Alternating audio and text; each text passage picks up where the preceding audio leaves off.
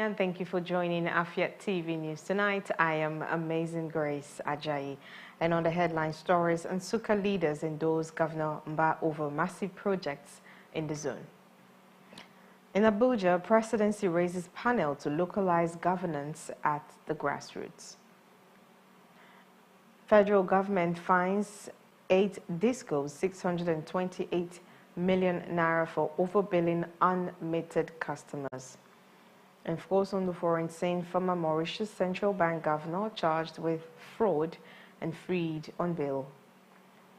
Details of the stories right here on Afiat TV News tonight. Do stay tuned.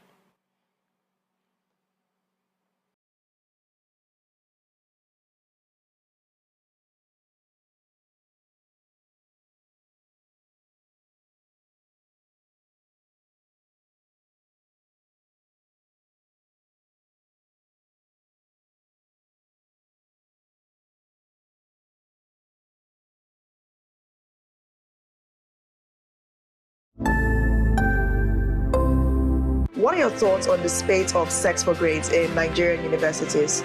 This very issue of owing salary should be criminalized. How can they amplify their voices? People don't have evidence. You want to get to know about it?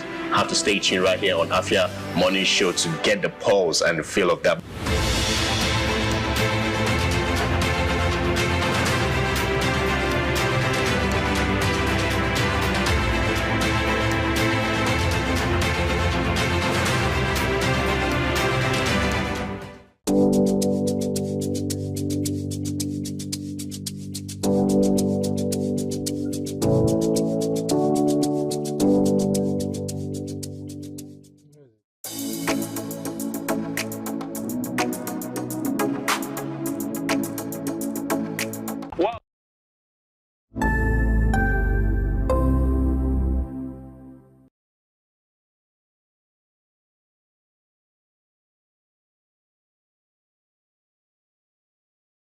Nigerian Bar Association (NBA) is pleased to announce that the 2025 Annual General Conference (AGC) will now hold in Enugu, the historic coal city. Enugu was chosen for its readiness, infrastructure, and capacity to host a conference of this magnitude. This change became necessary following the state of emergency declared in Rivers State on March 18, 2025. Prior to the declaration, Port Harcourt had been announced as the host city and preparations were already underway. However, the undemocratic appointment of a sole administrator and suspension of elected officials in Rivers State triggered widespread concern among NBA members. And after consultations and an emergency NEC meeting, it was unanimously agreed that holding the AGC in a state under unconstitutional governance would go against the association's values and commitment to the rule of law. The Nigerian Social Insurance Trust Fund, NSITF, has reiterated the need for more categories of workers to take advantage of the trust for the sake of their safety. Speaking during the special day on the ongoing 36th Enugu International Trade Fair on Thursday, head of Enugu Region, Dr. Emeka Ofo, represented by Uzoamaka Urebu, the branch manager Enugu office, called on workers to enroll for their safety and welfare. The theme of this year's fair has captioned Developing Nigeria Industrial Sector, SME for Economic Advancement and Global Recognition, is timely, laudable, and in line with the cardinal principles we believe in NSITF, which is to be the leading social security institution in Africa, setting the agenda for change and economic empowerment through the provision of social security safety nets in Nigeria. The Nigeria Social Insurance Trust Fund is the agency mandated by the Employees Compensation Act 2010 to implement the Employees Compensation Scheme of the Federal Republic of Nigeria, under the supervision of the Federal Ministry of Labour and Employment. The Employees Compensation Act 2010 repealed the Workmen's Compensation Act (CAP) W6-LFN 2004 and made provision for compensation for any death, injury, disease, or disability arising out of or in the course of employment and for related matters.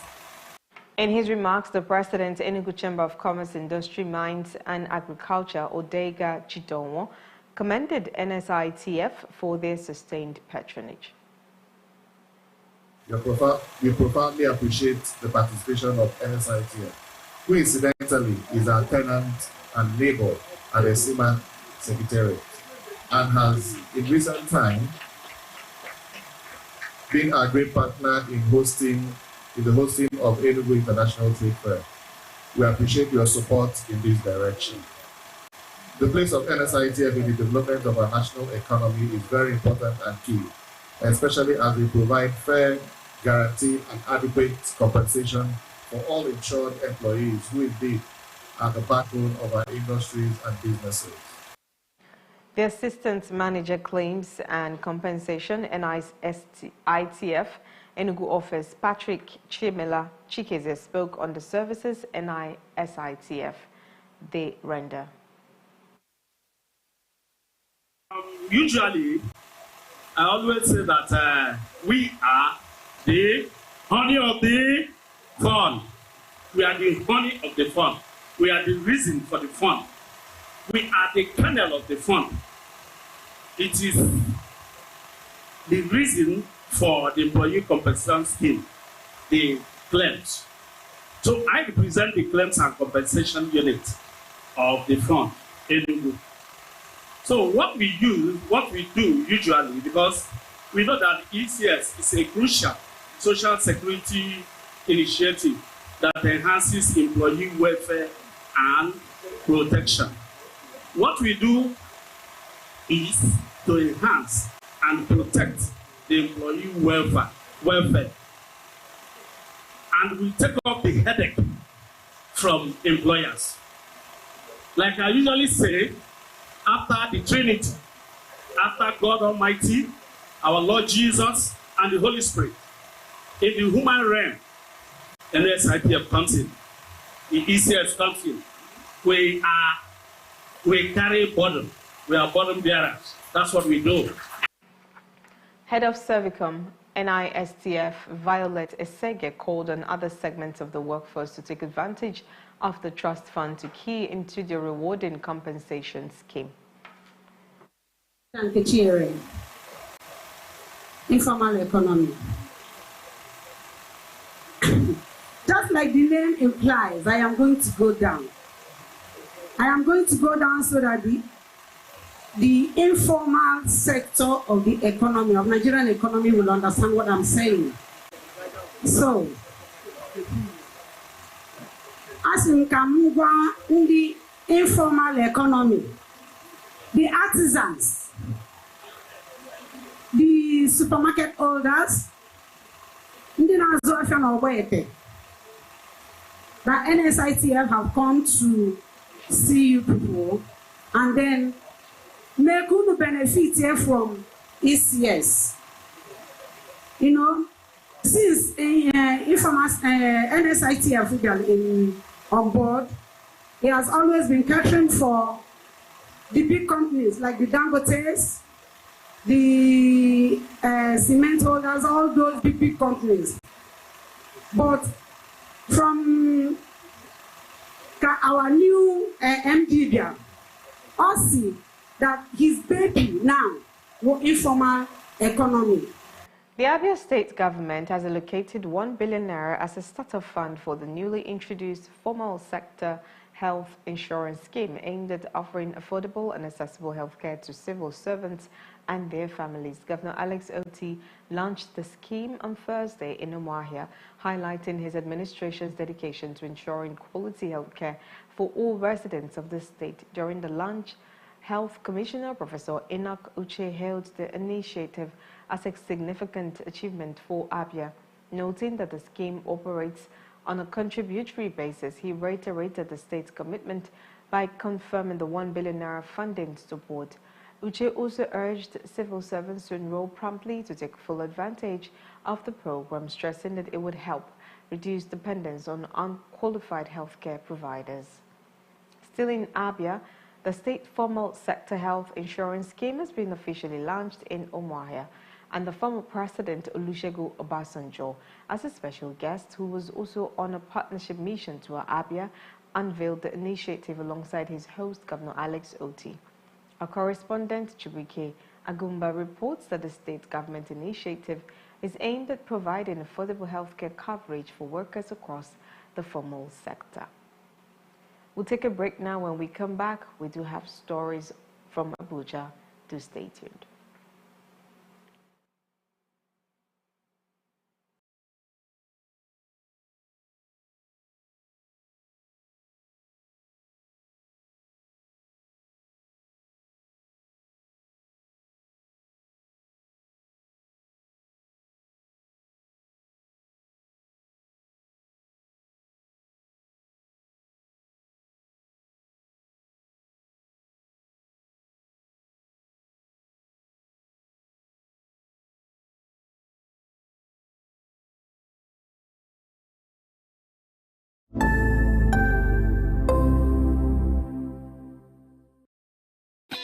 So you're wondering what the Brand Wars is about?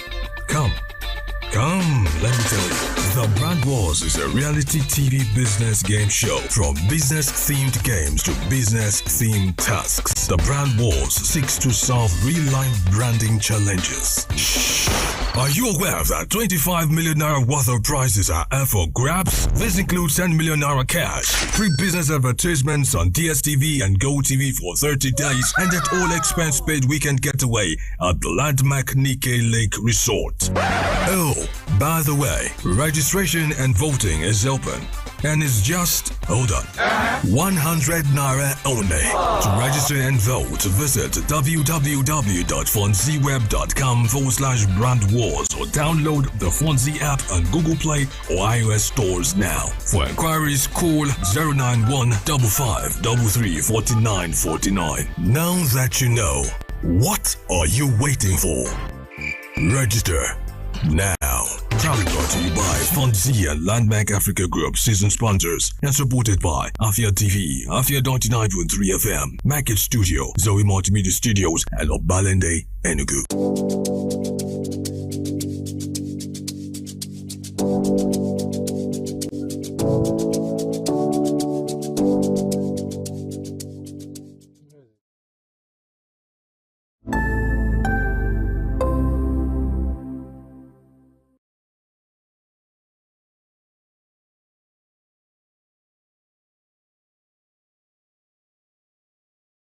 Welcome back to Afia TV News tonight. And on the national scene, Tinubu holds high-level talks in France, where he's holding a meeting on Thursday in Paris, France, with Massad Boulos, the United States Department Senior Advisor for Africa. The President's Special Advisor on Information and Strategy, Bayo Onanuga, revealed the development in a post shared on his official X account on Friday. According to Onanuga, the talks centered on regional security issues, particularly collaboration with international partners to establish lasting peace in the eastern region of the Democratic Republic of Congo, as well as boosting economic ties across Africa. And he also noted that the meeting highlighted the increase in diplomatic ties between Nigeria and the United States under President Tinubu's administration.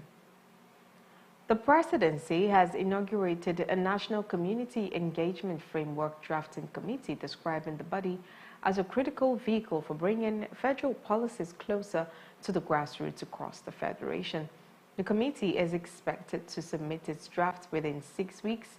Speaking during the inauguration ceremony at the State House, Abuja, on Thursday, the Senior Special Assistant to the President on Community Engagement Northwest, Abdullahi Yakasai, described the initiative as a vital step towards inclusive governance. Yakasai emphasized the importance of inclusive decision-making, noting that the framework would help prioritize citizens' welfare through meaningful dialogue and action. What we did today is to inaugurate the committee for stakeholder framework engagement. What we're trying to do is to see that across the ministries, departments, and agencies of government, there's need for us to have a bottom-up approach in engagement with relevant stakeholders. Why are we doing this? So that for every project of government, there's the need for people at the grassroots to feel they own that project. They participate from the beginning, from the conceptualization down to implementation and the success of that every program and projects of government. So it's all about engaging stakeholders, collaborating with them, having them to feel they own every project of government. That is the whole essence of this project. In her remarks, the Senior Special Assistant to the President and Community Engagement North Central, Mrs. Abiodun Eshet, said the framework would serve as a blueprint to ensure no citizen is excluded from national development efforts. What we've just done here is the inauguration of the committee member that expands across different ministries and agencies. So you have the professors are here, the academics are here, the traditional rulers are here, the private sectors are also here because we want it to be an inclusive framework that will guide the federal government on how they are engaging different parastatals on different projects and other activities of the federal government. Yes, this is coming from the federal government because there's a constitutional backing that involves the federal government to do so many things, and that's why the federal government is leading the way by showing other levels, other tiers of government what we needed by establishing this national framework. The event also featured goodwill messages from key stakeholders, including the President of the Community Development Practitioners of Nigeria, Professor Bello Shitu, Professor of Public Policy at the University of Abuja, Professor Abdul Hamid Ozohu Suleiman, and the Sakin Buari Awal Musa Ejakolo II. The federal government, in collaboration with stakeholders in Nigeria's education sector, has unveiled a renewed effort to tackle the issue of Almajiri street begging by implementing a national policy that combines Quranic and formal education. This initiative was revealed during a one-day presentation by civil society organizations on revitalizing the Almajiri Sangaya education system held in Abuja. The Minister of State for Education, Professor Suwaiba Ahmad, stated that the ministry has begun developing a national policy framework for Almajiri education and intends to submit a bill to the National Assembly to provide it with legislative support. Still on the national stories, the Managing Director of the Nigerian Education Loan Fund, NEL Fund, Akintunde Sawyer, has issued a strong warning to tertiary institutions that have not properly informed students about loan disbursements made on their behalf. Speaking to journalists in Abuja on Thursday, Sawyer revealed that the fund had discovered some institutions received student loan funds directly but still demanded fees from the same students. He added that these institutions also failed to update their internal records to reflect their loan payments, causing unnecessary confusion for students. Sawyer emphasized that NEL Fund will not tolerate any acts of dishonesty or lack of transparency and assured that appropriate measures will be taken against any institutions found guilty. And now we go over to our business desk, where Afreximbank has disbursed a total of $50 billion in Nigeria over the past decade, making significant contributions to the country's key sectors, including energy, manufacturing, healthcare, transport, and financial services. This was disclosed by the President and Chairman of the Board of Directors of Afreximbank, Professor Benedict Orama, during the commissioning of the Afreximbank's commitment to supporting Nigeria's development, pointing out that these investments have been crucial in expanding the non-oil sectors of the economy, as he noted that $19 billion of the total amount disbursed had been invested in Nigeria's financial services sector, which has grown significantly over the years. And still in business, Nigeria's debt to the World Bank rose by $2.36 billion in 2024, following the approval of 6 new loans aimed at boosting key sectors such as healthcare, rural development, governance, and fiscal reform. As a result, the country's total debt to the World Bank, which includes funds from both the International Development Association, IDA, and the International Bank for Reconstruction and Development, IBRD, grew from $15.45 billion in 2023 to $17.81 billion by December 2024. According to figures from the Debt Management Office, DMO, debt owed to the IDA increased from $14.96 billion to $16.56 billion, while borrowing from the IBRD surged from $485.54 million to $1.24 billion. And finally, on our business desk for tonight, oil prices recently rose, bouncing back from a 4-year lows earlier in the session, after the U.S. President Donald Trump announced he would further increase tariffs on China, but paused the tariff increase as he announced last week for most other countries. Trump authorized a 90-day pause as part of his tariff plan, but also raised the tariff rates for China to 125% effective immediately. This is as Nigerian businesses, especially those exposed to exportation business lines, are already weighing up the impact of the tariff to decide whether to diversify business or continue with the current business plan. However, according to a UBS analyst, Giovanni Stonovo, the trade conflict is stoking fears of a global recession, and while oil demand has likely not suffered yet, rising concerns of weaker oil demand over the coming months require lower prices to trigger supply adjustments to prevent an oversupplied market. And we go over now to the foreign news, where the United States Senate on Friday approved the appointment of retired Air Force Lieutenant General Dan Rising-Kane as the new chairman of the Joint Chiefs of Staff, following the sudden dismissal of his predecessor by President Trump 2 months earlier. Kane was confirmed in a 60-25 vote, receiving broad bipartisan support from both Republicans and Democrats. However, the vote occurred in the early hours of the morning as Democrats declined to fast-track the confirmation process. And now in the breezy world of sports, the president of the Nigerian Golf Federation, Otumba Olusegun Ronsewe, has praised Marianne Philip Shuaibu for her outstanding accomplishments in Nigerian golf and emphasized the need for increased female participation in the sport. Mrs. Philip Shuaibu earned the title Queen of the Green for the 2024/25 season after winning the Benin Club Golf Ladies Tournament for a second consecutive year, becoming the first woman in the club's history to claim back-to-back victories as the overall match play champion. In a statement, Ronsewe noted that the recognition of Marianne's success also serves as an encouragement for more women to take up golf. Ayimba head coach Stanley Eguma has stated that he will not rush Super Eagles B goalkeeper Ozemena Ani back into action for their match day 33 encounter against Sunshine Stars at the Depot Dino Stadium in Ijebu-Ode this weekend. Ani was forced off in the first half of last Sunday's Abia Derby, which Ayimba won 2-1 after coming from behind. He was replaced by Zali Abdullahi, a former first-choice goalkeeper for Doma United. And speaking to newsmen before the team's departure from Aba on Friday, Eguma confirmed Ani will not feature in the upcoming match, stressing the importance of allowing him adequate time to recover. Once again, 22-year-old Abdullahi would step in as the starting goalkeeper.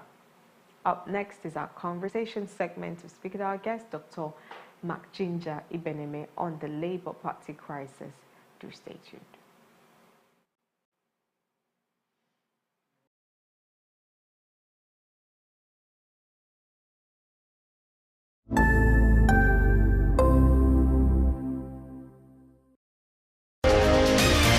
Here is exciting news. Registration for the Brand Wars Business Game Show has been extended to May 11th, 2025. Are you ready to take your business to the next level and win 25 million Naira worth of prizes? Whether you're a seasoned business mogul or an aspiring game changer, Brand Wars is your stage to shine. To register for 100 Naira only, download the Funzi app on Google Play and iOS stores. Funzi is spelt as F-U-N-Z. Fill in your data and verify your email. Upload a 30 seconds video stating why you want to compete. Then get your friends to vote for you. Hurry, the clock is ticking. For inquiries, call, send SMS or WhatsApp message to 091-5533-4949. That is 091-5533-4949. You've got until May 11th to secure your spot and be part of the action. Brand Wars, where business meets battle. Proudly brought to you by Funzi in Landmark Nikkei Resort, season sponsors, and supported by Afia TV, Afia 99.3 FM, Market Studios, Zoe Multimedia Studios, and Oberlinde Enugu.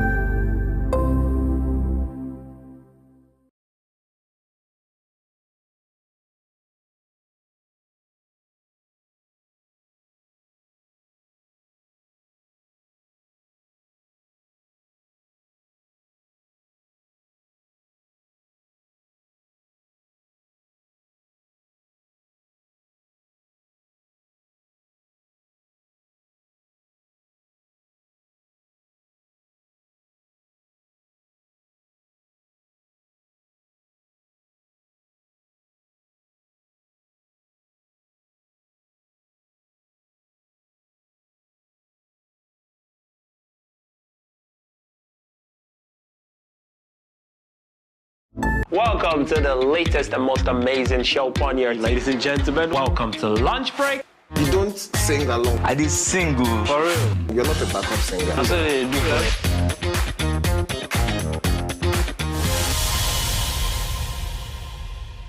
Opinion of the people matters. Everything to your label. Oh, nobody wants to hear your voice if you don't have the money. This is Ogbe. Hey ladies, join us on Gyna Plus every Wednesday at 6 p.m. right here on Afia TV, DSTV channel 254 and GoTV channel 17, where we will delve into health issues affecting girls and women in society. Breastfeeding doesn't even cause breast size. The frequency of breastfeeding means the approach you take to make sure that your well-being is maintained.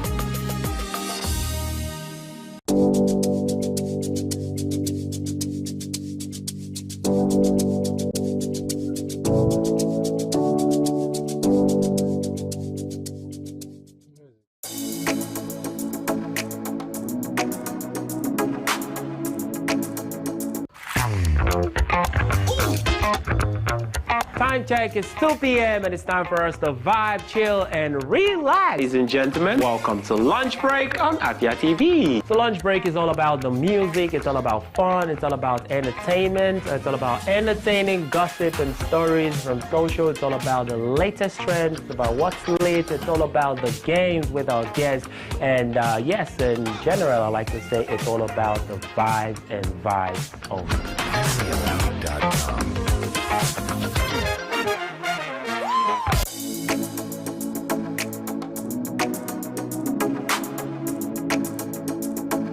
Good evening to you, viewer, and welcome to Women in Business, a show that profiles women, executives, and even the next girl store owner, showcasing Igbo greatness to the world. I started always obsessed with books ever since I was a child. The stress of always converting naira to dollar and an incompetent means an incompetent person.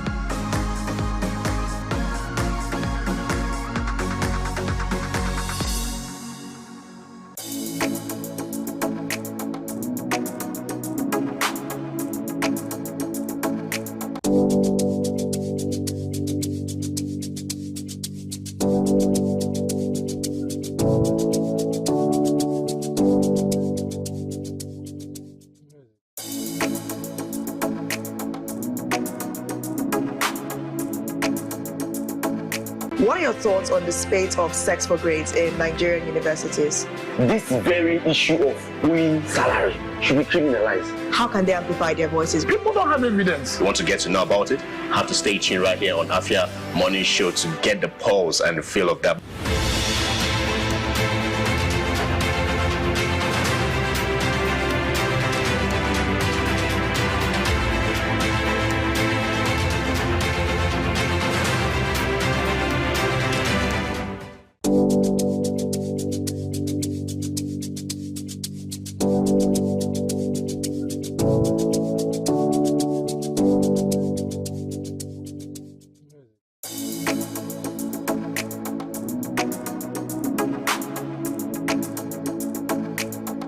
welcome to the latest and most amazing show on here. Ladies and gentlemen, welcome to Lunch Break.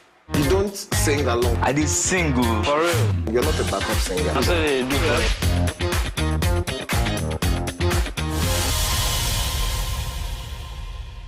Opinion of the people matters. Everything to your Lego. Nobody wants to hear your voice if you don't have the money. This is Obwe. Hey ladies, join us on Gyna Plus every Wednesday at 6 p.m. right on Afia TV, DSTV channel 254 and GoTV channel 17, where we will delve into health issues affecting girls and women in society. Breastfeeding doesn't even cause breastfeeding. The frequency of breastfeeding means the approach you take to make sure that your well-being is maintained.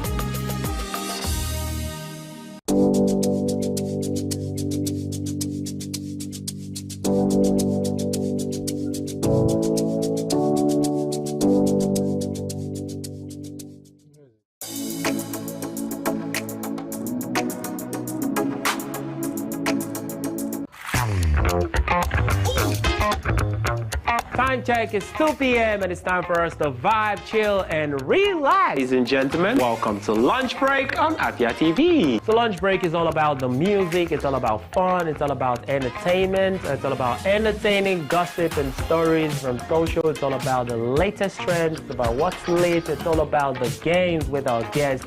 And yes, in general, I like to say it's all about the vibes and vibes only.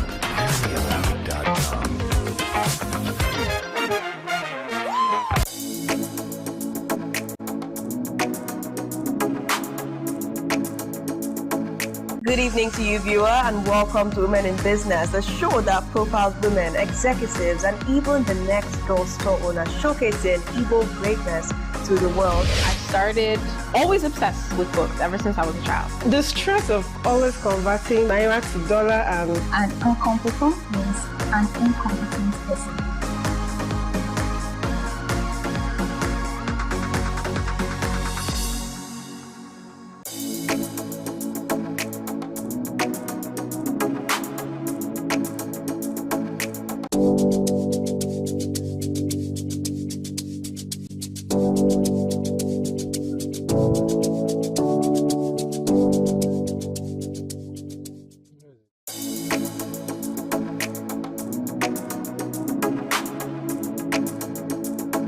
What are your thoughts on the spate of sex for grades in Nigerian universities? This very issue of owing salary should be criminalized. How can they amplify their voices? People don't have evidence. You want to get to know about it? Have to stay tuned right here on Afia Morning Show to get the pulse and the feel of that.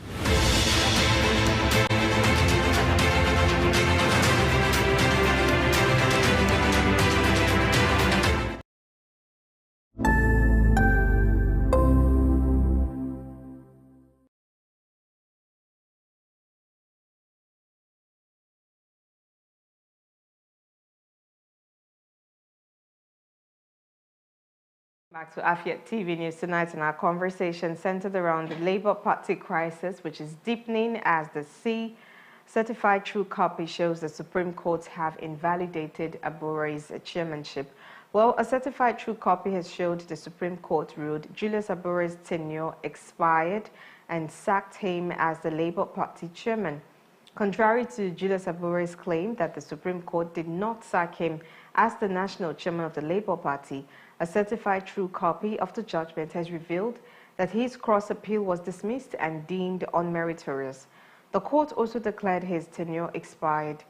Also, the presidential candidate of the Labour Party in the 2023 general elections, Mr. Peter Obi, has urged party members not to be afraid of anyone, but speak up because Nigeria was in a state of collapse and urgently needed rescue.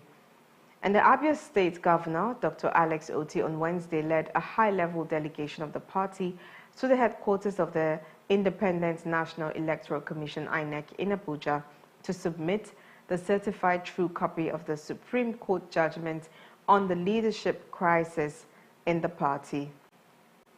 Following the recent ruling of the Supreme Court on the leadership tussle in Labour Party, the Nigeria Labour Congress, NLC, has also asked the police and other security agencies to step in and enforce pronouncements of the court of law by acquitting the Julius Abure-led executives from the party's national headquarters in Abuja. But the Abure faction of the party has described the threat by the NLC to invade its offices nationwide as a subtle blackmail to make the Abure-led leadership look like a villain before INEC and the security agencies in the country. Well, joining me now is Dr. Mark Ginger Ibeneme, and he's the spokesperson of the Labour Party in Enugu State. Good evening, Doctor, and welcome to the show tonight. Good evening. How have you been? Very well, thank you. So, should we say so far so good? It's just been a back and forth, and a lot of people were wondering why, when we saw the Supreme Court ruling that Abure had been sacked, a few hours later, there was also news again that, well, the court had not sacked him, but the court had said, well, the party has to go sort out their internal differences. But today, we have seen that this crisis has deepened again when Dr. Alex Otti and, of course, Peter Obi had visited INEC with the Supreme Court's C2C. So let's know from your own perspective. I want to start with the judiciary. Do you think that enough is enough and the time is here when the Supreme Court should, just blatantly, give their judgments as to saying, well, the court has sacked, using the exact words and not trying to, use some words that these politicians can meddle with and then try to turn around to suit themselves? Well, this matter has lingered for a while, and personally, I am happy that the Apex Court has finally made a pronouncement on the matter.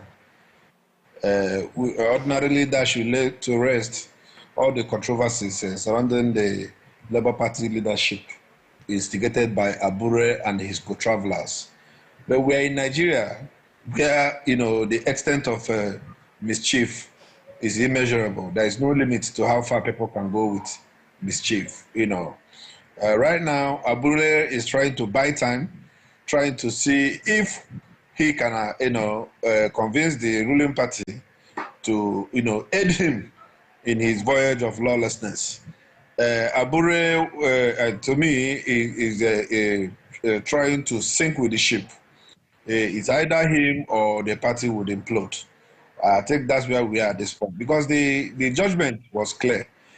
Soon after the ruling, the news came out that the Supreme Court has sacked Abure, and his own team came out to give a contrary account that indeed the matter had been ruled in his favor, only for the Labour Party to publish the certified true copy. And the court was clear on its pronouncement, which states that Abure's tenure has ended. And, two parties were in court. The Nana de Usman-led acting executive and the Abure-led factional executive committee. And only one person has to benefit from that judgment. If you may, one team would have to benefit from that judgment, because there is usually only one justice. And the court was very clear that Abure's tenure has ended. It admonished political parties to abide by their constitutions. And the constitution, of course, clearly stated that when somebody's tenure is elapsed, the person will ordinarily step down.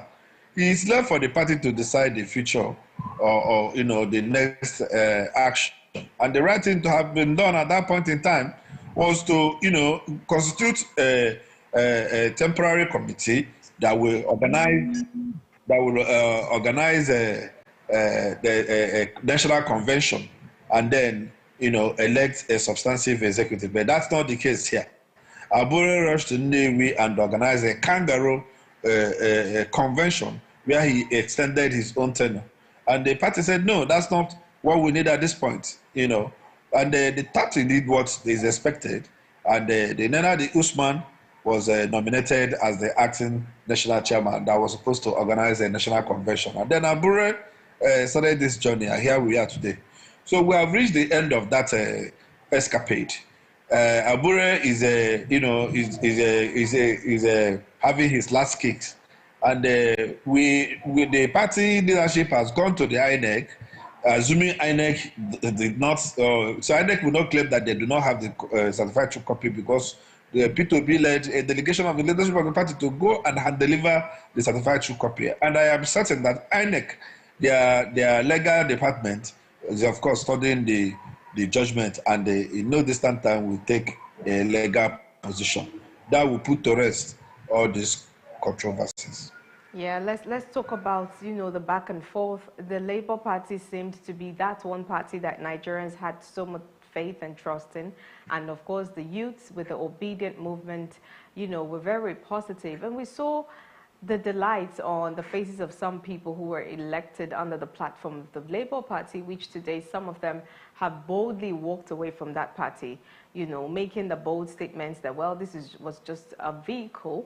And some have walked away saying, well, that they didn't trust that the presidential candidate, Peter Obi, was strong enough to, you know, fight for his victory if he claimed that he won. So where does this put, you know, the Labour Party, as it were? Because there are talks about Peter Obi meeting with Atiku, and a lot of people are saying, well, if you have to wrestle power with the APC, then you have to talk about the big merger. So right after the inaugural, or the book launch by General Babangida, we saw a lot of defections to the Social Democratic Party, which in my opinion feels like, well, since the late Abiola won in that party, it does look like it was looking promising for a lot of people to just swing into that party right away. So do you think that Peter Obi, because of all of these issues in the Labour Party, would definitely look towards the merger? And if he were to look towards the merger, do you think that he would want to step down his ambition? Because the big issue is all of the people that want to merge, you know, all have the idea to become president. Who would step down for who?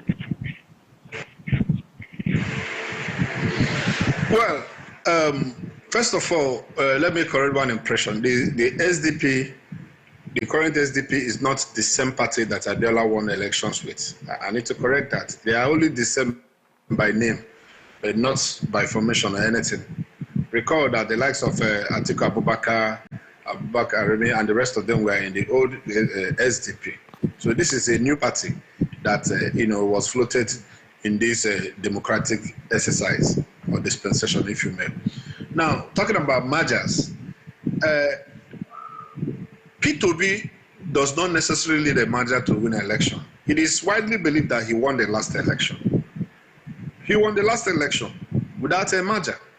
And the merger that is being discussed, or people who are moving into SDP, a lot of them are, you know, staunch members of the APC so far, and it's looking like a good number of the strong members of the PDP, like Atiku Abubakar, may also be headed that way. So it's actually in our interest. It's our in our favor. What it means that the other political parties would have diminished their ranks, and in one way or another, you must agree with me that it will benefit the Labour Party. However, this is politics, and in politics, alliances are, you know, part of it. Collaborations, alliances, and all kinds of partnerships. You know, horse trading, it's a possibility, but it's not an absolute. P2B still has a support base, which is the obedient. Talking about the elected people who moved, these people, they won election on the back of P2B. None of them won that election as, you know, individuals. They were all elected because of the Obi wave. And their exit has not in any way diminished the ranks of obedient movement. More so, I do not also completely blame them. The Abure quagmire, you know, has brought a lot of confusion, and people who are not as resilient as the rest of us, you know, began to find their ways, especially those who are holding political positions that need a platform to be able to operate fully in their capacities as the representatives.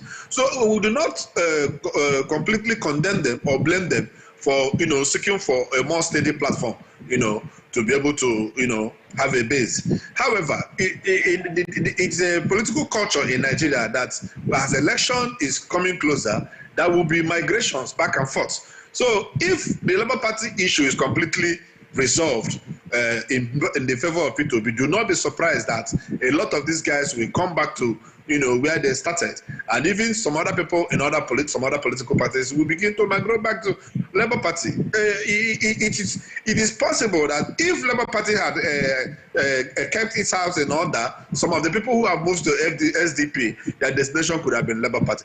And as soon as we sort out issues with INEC, and INEC takes a position in this whole thing, we're expecting that there will be movement of people into Labour Party. The brand here is P2B. Talking about people having interest in running for presidency.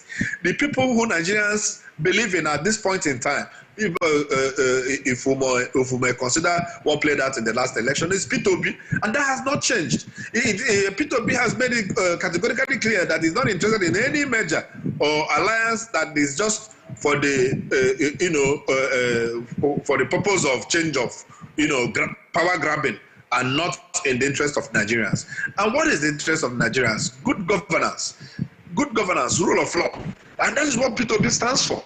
So any merger that is not putting P2B forward is not ready to, unseat the establishment, the status quo, because that is what Nigerians are desirous. In fact, a lot of Nigerians are saying that they're not even interested in having some of the talented politicians join this struggle. We have done it before and we can do it again. Yes, in the last election, we have learned a lot of lessons. And this time around in 2027, it's not going to be exactly the same thing. Also, many of the guys you are making reference to, most of them are Northerners. And it is generally believed that it is still the turn of Southern Nigeria to produce a president come 2027. So everything is working in favor of P2B. He is the most popular candidate today in Nigeria. The Nigerian young people have identified massively with P2B. And they are still rooting for him. And everybody is waiting for the issue of Labour Party to end so that, people will get back to mobilizing for the next election. Okay. And there's always a way out. Yeah, P2B is not strongly the Labour Party. He is only trying to do the right thing because he is a man that believes in the rule of law, and we are following this diligently through the whole length of the legal process. Let me get your perspective, your personal opinion on a lot of people saying that, well, it does look like when the sitting party is in power, they try to infiltrate into the opposition to make sure that there are different factions and that, there's no strong enough opposition to be able to oppose them. Do you think that that is true? Because we can see a lot of rift in the PDP, and we see the Wike faction there, working for the APC. And some people say, well, a lot of PDP members are actually PDP by day and APC by night. Also, we saw the disintegration from nowhere at the Labour Party, and some people have also accused Abure as being an APC agent. What do you think is playing out here? Do you think, in your personal opinion, that there might be an infiltration by the ruling party to make sure that there is no strong enough opposition? Well, this is why some of us have adopted P2B as our political party. It's our rallying point. Yes, there is infiltration of political parties. And if you look at the pedigree of the people who are migrating away or who are leaving one political party to the other, they are still from the old ranks.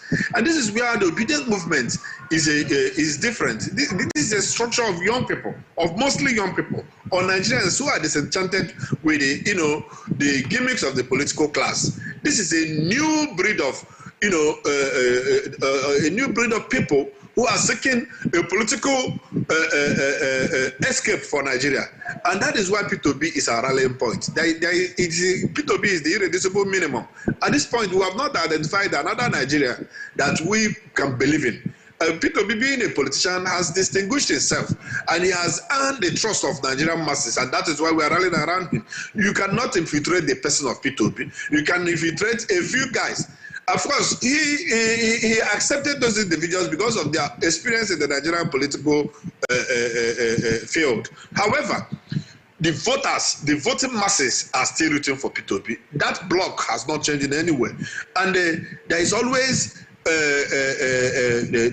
people who will rise to fill the ranks. So the infiltration is not, we are not bothered about that at all. Politicians will come and go, but the Nigerian masses are standing where they are standing. we are standing with P2B 3 years ago, and we are still standing with P2B today. So the political party we know is P2B. Labour Party is just a vehicle. You know, a lot of people are ready to move with him wherever he goes to.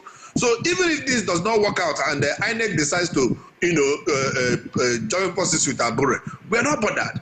There is always a way out. We will find another vehicle, and it is still P2B. Our political party is P2B, and this political party is not the only individual that is centered around is P2B. Any other individual is dispensable, including myself.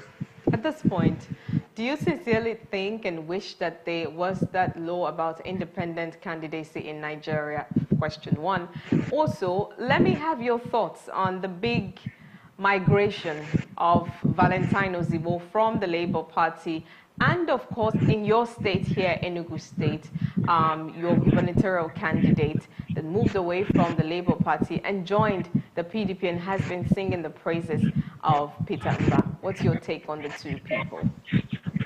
Well, I mean, my opinion would not be different from the reality, because we saw Val Ozigbo move. How many people moved with him?